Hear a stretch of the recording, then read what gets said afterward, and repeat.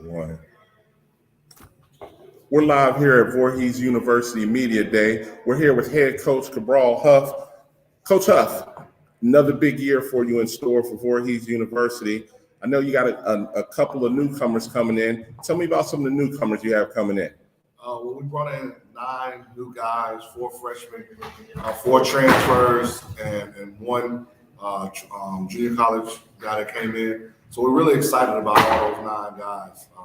Tyler Willoughby and Durante Foster from Middle Georgia State transfers. Tyler averaged 12.5 last year and 5.5 rebounds at Middle Georgia. Durante Foster averaged 7.1 and 4.8 rebounds. We were able to get Bryce Wilson from Bruton Parker. He was an all-freshman team for the Southern States Conference.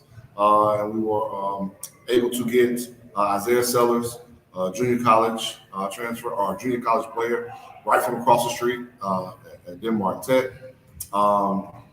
And you add that with other guys that we have as well. Malachi Johnson, our other transfer from Cumberland University, 6'9", center who brings a physical presence to us, who's from South Carolina, from Charleston.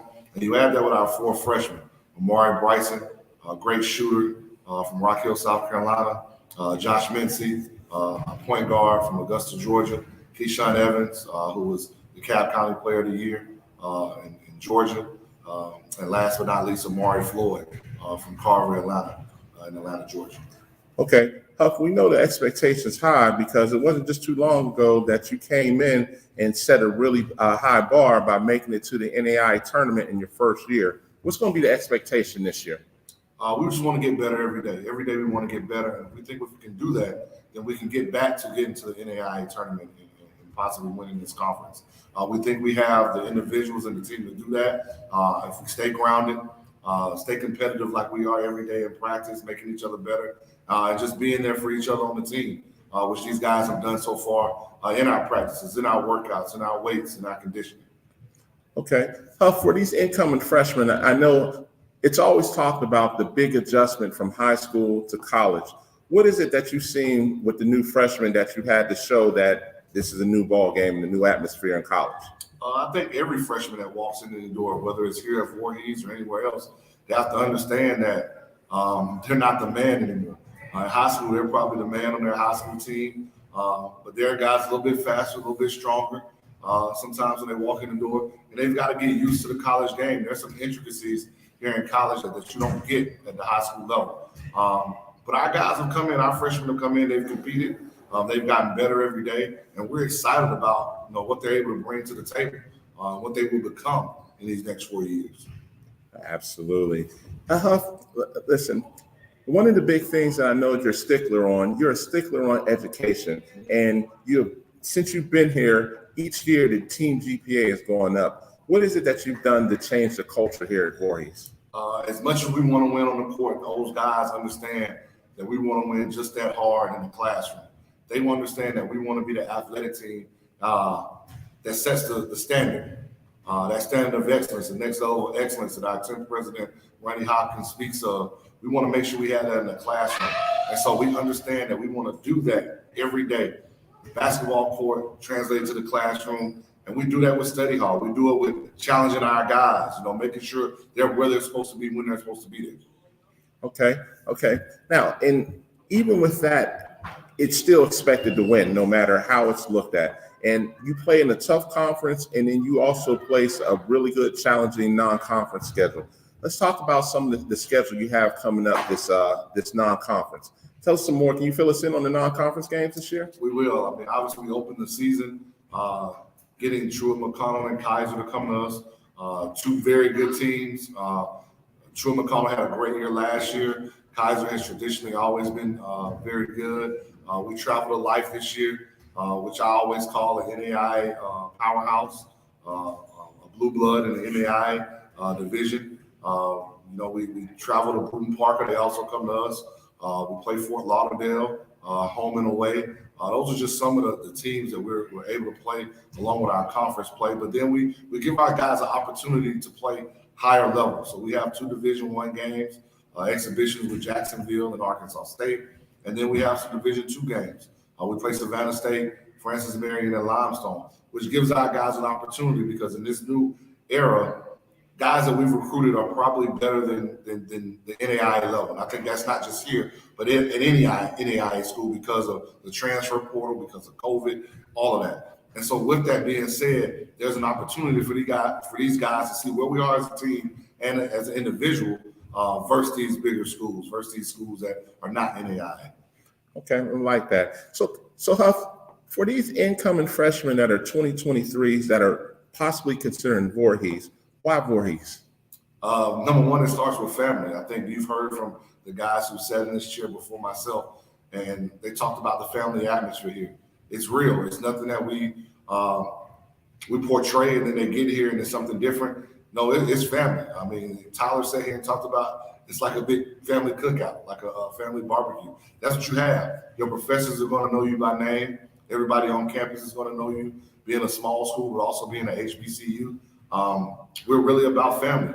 We're about loving on our guys, making sure they're taken care of. We're going to hold them accountable. We're going to love them hard, but we're going to love them fair, and we're going to hold them accountable, like we said. But we're also going to show them some grace. None of us are perfect. And as college students, we understand that they're not perfect.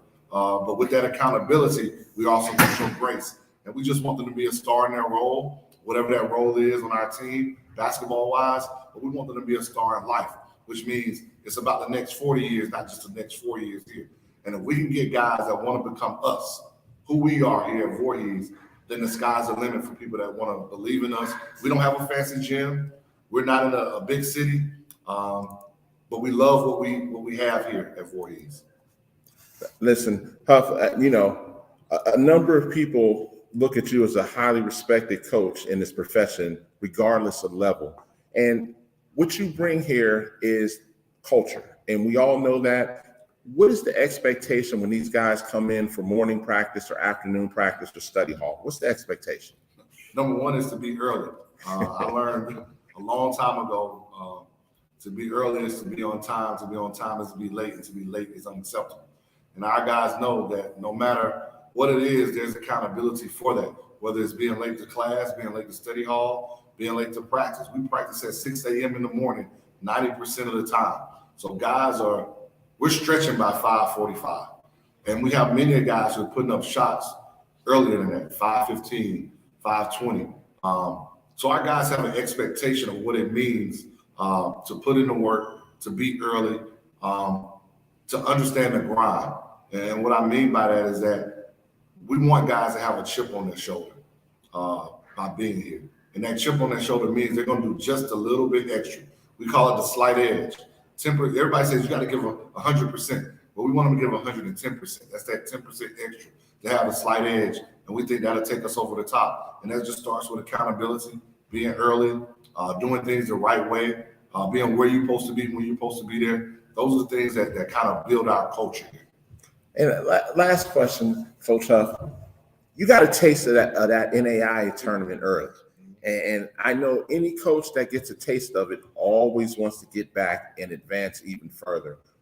I know you're scheduling a really tough non-conference schedule, but since you got that taste of it, what drives you to get back to that NAIA tournament?